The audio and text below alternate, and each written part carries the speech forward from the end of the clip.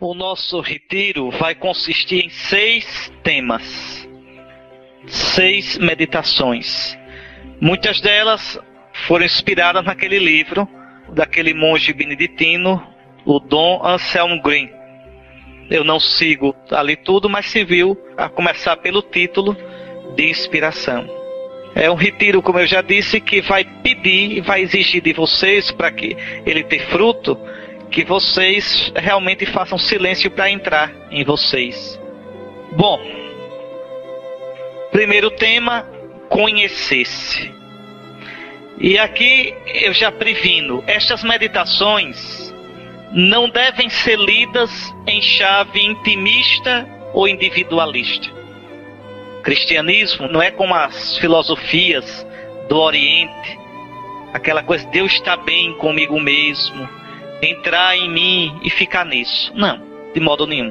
Nós somos cristãos e vocês sabem, Deus não fez aliança comigo, nem fez aliança com você. Deus fez aliança com o povo. No Antigo Testamento, a aliança de Deus é com o povo de Israel. E no Novo Testamento, a aliança de Deus em Cristo é com a igreja, o novo Israel. Eu entro na aliança com Deus se entrar no povo de Deus. Vocês vejam como o cristianismo hoje é mal entendido. Porque as pessoas pensam que religião é... Não, o que importa sou eu e Jesus, meu Jesus e eu. Não existe isso, eu e Jesus, meu Jesus e eu. Existe Jesus e eu, enquanto eu sou membro do povo de Deus. Jesus veio como Messias para reunir o novo Israel. E morreu dizendo, é o cálice do meu sangue, o sangue da aliança, nova e eterna. Como no Antigo Testamento havia aliança, a primeira aliança com o povo de Israel. Aliança selada com o Cordeiro. Vocês vão ver lá no livro do Deuteronômio, também no Êxodo, Moisés mata o Cordeiro, toma o sangue e asperge o povo. Este é o sangue da aliança que o Senhor fez convosco. Muito bem. O sangue da nova aliança é o sangue do novo Cordeiro, que é Jesus Cristo. Então, nós não podíamos aqui fazer um retiro no qual é simplesmente para... como é que eu faço para encontrar-me comigo mesmo? Não. Muito bem, nós vamos fazer, mas sempre com a consciência de que nós somos membros do povo de Deus. E, portanto, o retiro deve me fazer mais igreja, mais membro desse povo.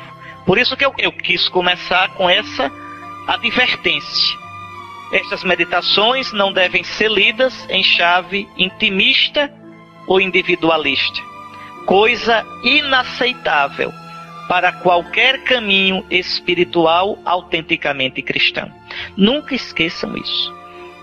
Por exemplo, no budismo, você não precisa se preocupar em fazer comunidade, formar comunidade, em ser missionário, nada. É só você fazer aqueles exercícios para entrar em relaxamento, em paz com você, desapegando-se do mundo material. É uma coisa sua com a divindade. No hinduísmo, a mesma coisa. Mas no judaísmo e no cristianismo, não. Não. Nós somos parte de um povo, nós somos membros de um povo. O povo da nova e eterna aliança. É interessante.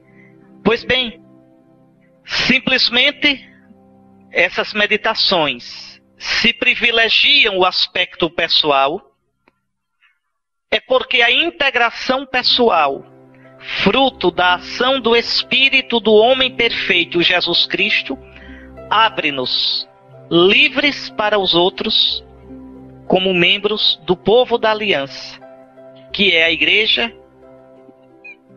Cristo, né, que é o homem perfeito, abre-nos para os outros e para toda a humanidade. Então, esse é o motivo pelo qual nós vamos entrar em nós. Para que, iluminados pelo Espírito Santo, esse Espírito que vocês já receberam no batismo, esse Espírito que é como um vírus bom que trabalha na gente. A gente é que às vezes não deixa, né, o Espírito de Cristo trabalhar em nós. Então, se a gente se deixar iluminar pelo Espírito, conduzir pelo Espírito, O Espírito nos vai fazendo tomar as atitudes, os sentimentos do homem perfeito, Jesus. Jesus é o nosso modelo. Quando é interessante no livro do Gênesis, aqueles primeiros capítulos que são em forma de parábola, quando Deus cria o homem à sua imagem. Ora, quem é a imagem de Deus? Vocês já me ouviram dizer isso muito nas minhas aulas. A imagem de Deus é Jesus. Está lá em Colossenses 1,15. Jesus, morto e ressuscitado, é a imagem do Deus invisível. Então, desde o início, quando Deus pensou em criar o homem, pensou a partir de um modelo. Esse modelo é Jesus. Quanto mais eu pareço com Jesus, quanto mais eu trago em mim os sentimentos de Jesus, as atitudes de Jesus, mais eu sou eu. E aqui está o nosso drama. Nós vivemos longe da gente. Os místicos da Idade Média, do século XII, gostavam de dizer: nós vivemos numa situação de dessemelhança. Deus nos criou a sua semelhança e nós perdemos com o pecado essa semelhança. Eu serei eu mesmo quanto mais eu me parecer com Jesus. Quanto mais eu tiver os sentimentos de Jesus, as atitudes de Jesus, mais eu serei eu. E quanto mais eu for eu, como Jesus sonhou, mais eu me abro para os outros e para a humanidade toda. É interessante que o mundo de hoje fala tanto em fraternidade, mas vocês podem observar, não se pode falar em fraternidade sem ter Deus como Pai. Frater quer dizer irmão. Como é que eu posso reconhecer o outro como meu irmão, se eu primeiro não tenho uma experiência profunda de Deus como Pai? O Pai de Jesus, que se tornou meu Pai em Jesus. Sem isso, fraternidade fica uma noção teórica, açucarada somente, mas sem consistência verdadeira. Então, o que nós queremos aqui é isso, nesses dias, olhar para a gente à luz do Espírito Santo, o Espírito de Jesus, o homem perfeito, para que a gente seja livre da gente mesmo, livre de nossas deformações, e assim sermos abertos para os outros, que são membros como nós do povo da aliança, que é a igreja, mas também abertos para toda a humanidade. Tenhamos em vista que somos todos doentes. O mundo é um grande hospital. Todos nós somos doentes. Todos nós. Todos nós feridos pelo pecado. Quanto desencontro na gente. Quantos sentimentos desaprumados. Quantos desejos desencontrados. Quantas incoerências na gente. Quantos pensamentos loucos na gente. De vaidade, de ira, de sensualidade, de ganância, de desespero. Nós todos somos doentes. Vai mudando a doença em cada um. Cada um sabe onde o calo aperta. Mas somos todos feridos. Nós não somos bonzinhos. Nós somos criados bons por Deus, né? Somos imagem de Deus, mas estamos numa situação, uma imagem ferida. Uma imagem em dessemelhança com aquilo que nós devíamos ser. Então somos todos doentes, membros de uma humanidade ferida de morte pelo pecado. E disso a gente não pode sair só com as forças da gente, não. A gente precisa de um Salvador. Jesus nos salva exatamente disso, dessa alienação, dessa deformação na qual nós vivemos, na qual nos encontramos.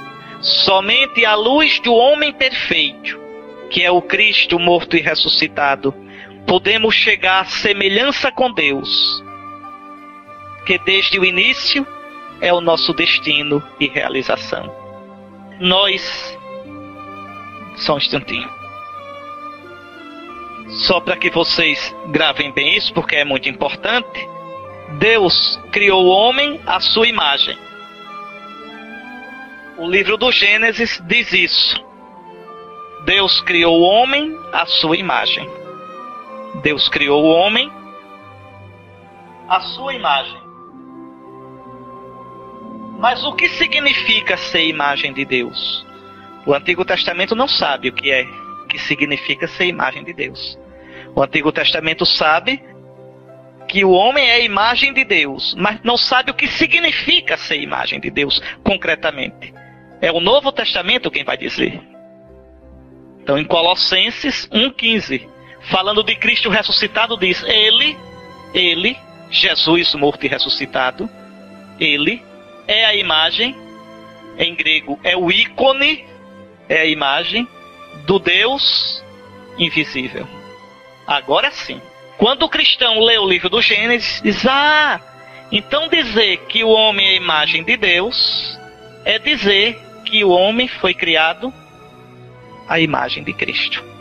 É dizer que quanto mais eu pareço com Cristo, em todo o meu ser, mais eu sou aquilo que Deus sonhou que eu fosse. Mais eu sou eu mesmo. A gente tem esse mistério. Quanto mais eu saio de mim para me parecer com Ele, mais eu sou eu mesmo. Vejam, a salvação minha não está em mim. A plenitude minha não está em mim. Parece até contrário ao título do nosso retiro: o céu começa em você. Como é que começa em mim, se não está em mim? Vamos ver isso. Então, repito, tenhamos em vista que somos todos doentes, membros de uma humanidade ferida de morte pelo pecado. Somente à luz do homem perfeito, à luz do Cristo morto e ressuscitado, podemos chegar à semelhança com Deus. E essa semelhança com Deus, desde o início, é o nosso destino, é a nossa realização. Aqui vocês vejam, né? Jesus é importante não é só para os cristãos, é para todo ser humano. Quem não chega a parecer com Jesus se frustra como ser humano. É alguém que foi criado para um objetivo e não chegou a ele. Não duvidem nunca disso. Cristo é nossa medida. Cristo é o nosso modelo. É nesta direção que as meditações deste retiro desejam traçar um caminho. E aqui eu queria ler para vocês, para servir de ponto de partida dessa meditação nossa, Marcos, capítulo 10, versículos 17 a 22. Ao retomar o seu caminho, Jesus está indo para Jerusalém, Jesus vai morrer e ressuscitar. Ao retomar o seu caminho, alguém correu e ajoelhou-se diante dele, perguntando: Bom mestre, que farei para herdar a vida eterna? Veja, o que é que essa pessoa aqui quer?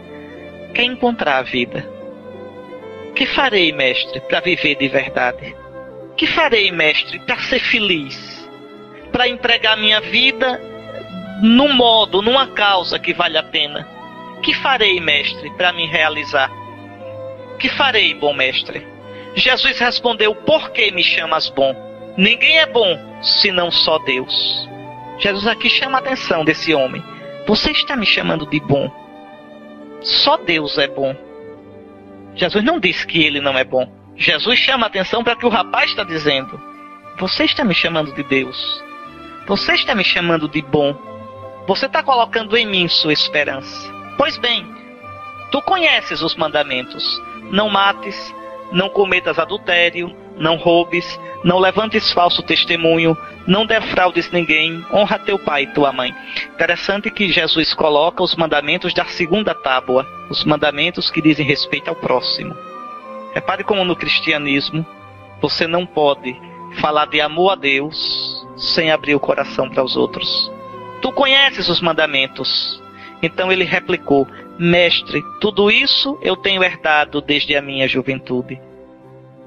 Fitando, Jesus o amou e disse: Uma só coisa te falta.